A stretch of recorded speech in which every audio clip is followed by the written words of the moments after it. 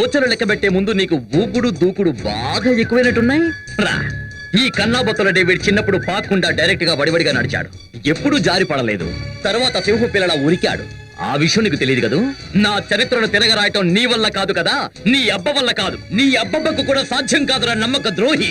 నిన్ను ఈడ్చికెళ్ళడానికి ఇక్కడికి వచ్చాను, నా నుంచి తప్పించుకోలేదు. తుప్పు పట్టుకురా. ఆగండి, అన్నయ్య కొంచెం పని మీద ఉన్నారు, అది పూర్తి వరకు మీరు ఇక్కడే ఉండండి. నువ్వు వీళ్ళని మేనేజ్ చేస్తుంటే నేను వీడి సంగతి తెలుస్తా.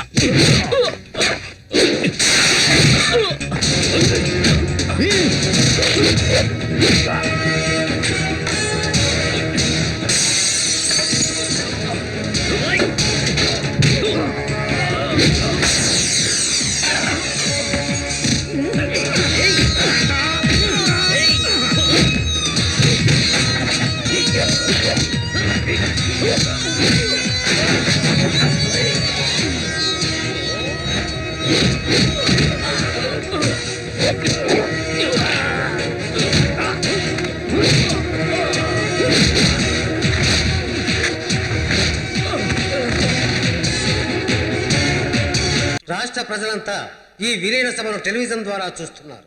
ఎక్కువగా మాట్లాడి బోరు కొట్టించరు, మీరే చూస్తున్నారుగా. ఈ వేదికపై కూర్చున్న నా సోదరుడు మన పార్టీకి సంబంధించి సేనాధిపతి వంటి వాడు శ్రీ కన్నయ్య జోసెఫ్ గారు, వారి అనుచరులు ఇప్పుడు సొంత గూటికే తిరిగి వచ్చేశారు. కర్షక కుటుంబాల వెలుగైన ఈ పార్టీలు కలవడం వల్ల ఇంకా బలంగా, ఉన్నతంగా, ప్రజారంజకంగా రాష్ట్ర ప్రజలకు సేవ చేయగలమని వాగ్దానం చేస్తున్నారు.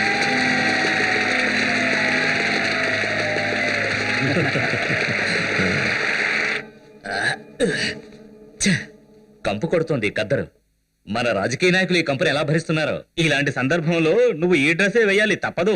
ఢిల్లీలో రాజకీయ నాయకులు ఎంత దర్జాగా ఉంటారో తెలుసా? వాళ్ళు జనం ముందే ఈ కంపు చొక్కాలు వేసుకుంటారు, ఓట్లు దండుకోవడానికి.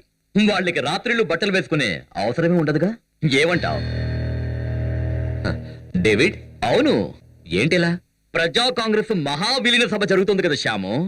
కన్నయ్య ఎడమ మేళం, పాల్గారి కుడి మేళంతో కుమ్మక్కై ఆడే తైతక్కల ఆటకి నువ్వు వెళ్తే బావును అనిపించింది. అన్నట్టు నువ్వు ఆ కేసు వదిలేసావా ఏమిటి? ఏ కేసు? అదే నీ బ్రదర్ని హత్య చేసిన వాడిని పట్టుకోవడం కోసం పిచ్చి పిచ్చిగా తిరిగావు కదా.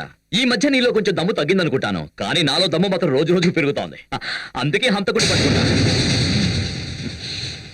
ఇంతకీ వాడెవడో అన్న విషయం అడగవేంట్రా? నీకు తెలుసుకోవాలని లేదా? అదొక బ్రహ్మాండమైన థ్రిల్లర్ రా.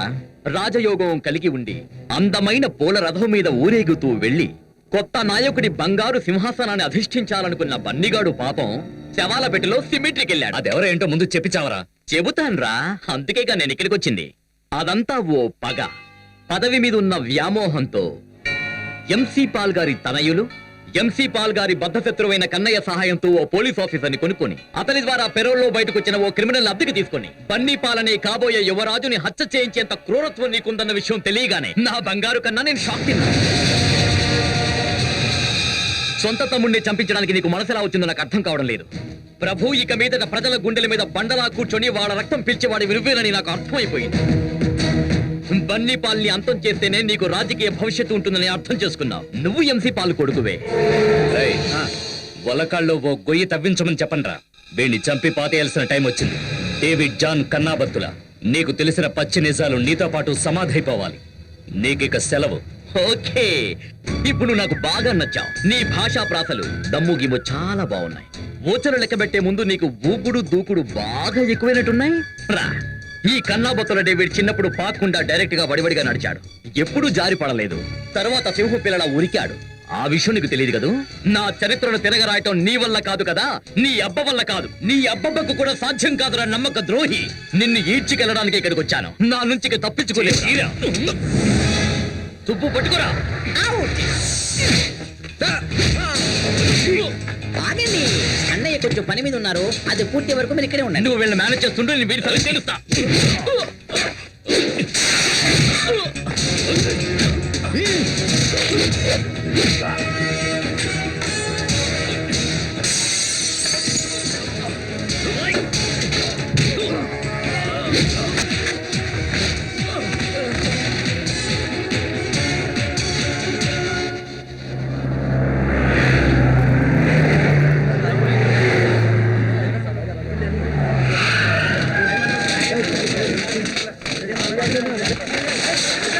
టోనీ, ఎటువంటి గందరగోళం జరగకుండా ఓకే సార్. ప్రియమైన ప్రజలారా, చివరి శ్వాస వరకు నేను పార్టీకి సేవ చేస్తాను. అయితే మన పార్టీ కొత్త చైర్మన్ గా శ్రీ కన్నయ్య గారిని నియమిస్తున్న విషయాన్ని సభాముఖంగా తెలియజేస్తున్నాను.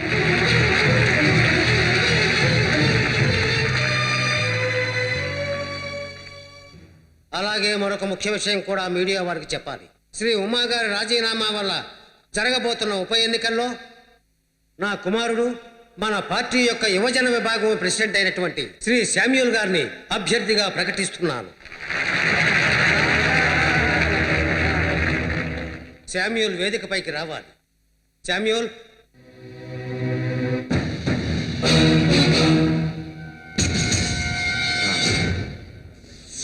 నా పేరు డేవిడ్ జాన్ కన్నాబతుల. మీడియా వాళ్లకు ఈ లైవ్ టెలికాస్ట్ చూస్తున్న చాలా మందికి నేను తెలియదు. నేను ఒక సాధారణమైన మనిషిని. నన్ను నేను పొగుడుకోవడానికో లేక గొప్పలు చెప్పుకోవడానికో రాలేదు నేను ఇక్కడికి. నేను చెప్పేది మీరంతా వింటే ఈ విలీన సభ నాటకం మీకు అర్థమవుతుంది. పార్టీకి సంబంధం లేని వ్యక్తిని ఎవరు పిలిచారు ఇక్కడికి? ఏ మిస్టర్, ఇది పార్టీ అంతర్గత సమ్మేళనం.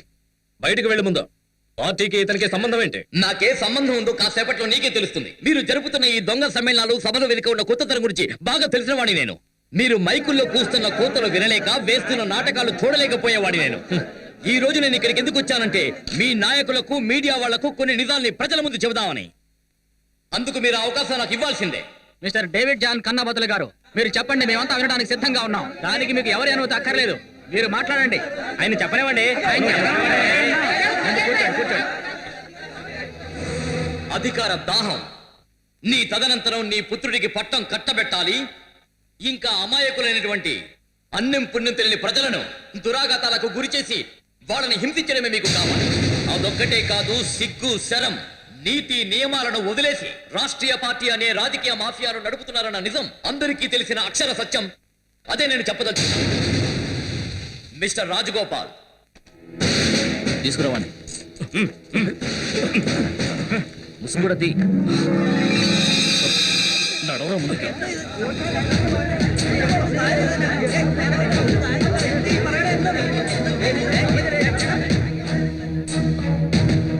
ఏంటి నోరు మూసుకుని కూర్చో ముందు. నువ్వు అటు నిలబడరా.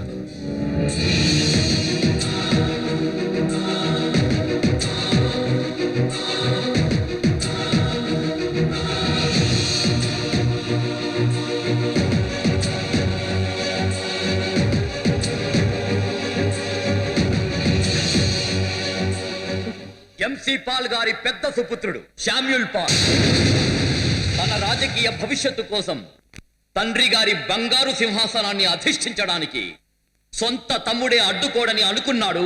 అందుకే కిరాయి గుండాల చేత చంపించాడు.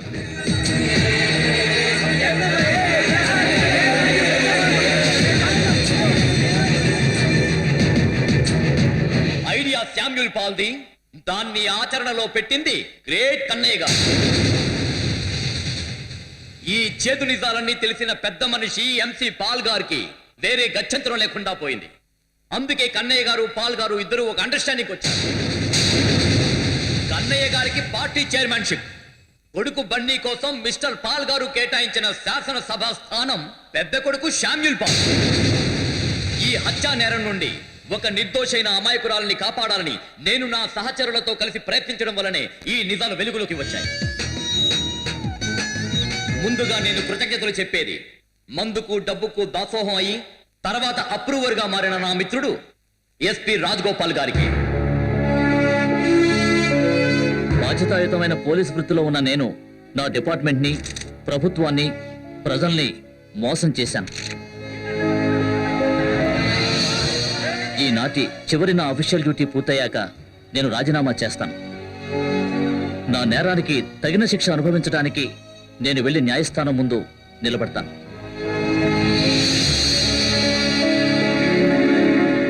అలాగే నేను చెప్పేది కూడా మీరంతా వినాలి. నీతి నిజాయితీలతో నిజమైన ప్రజాసేవకుడిగా నాలో ఊపిరున్నంత వరకు హృదయపూర్వకంగా నా జీవితాన్ని అంకితం చేస్తాను. ప్రజల పొట్టలు కొట్టేవాడు కాదు, దీనజనులను ఆదుకునేవాడే నిజమైన ప్రజానాయకుడని నేను తెలుసుకున్నాను. మన రాష్ట్ర వ్యాప్తంగా ఎన్నో చోట్ల దొంగ పత్రాలు సృష్టించి నేను ఆక్రమించుకున్న గ్రైనేట్ భూములను ప్రభుత్వానికి తిరిగి ఇవ్వడానికి సిద్ధంగా ఉన్నానని నేను సభాముఖంగా తెలియజేస్తున్నా. మన జాతి బాగుపడనంత వరకు మన దేశం బాగుపడదు. మన రాజకీయాల్లో ఉన్న కుళ్ళుని ప్రక్షాళన చెయ్యకపోతే ఆ దేవుడు కూడా మన దేశాన్ని రక్షించలేడు.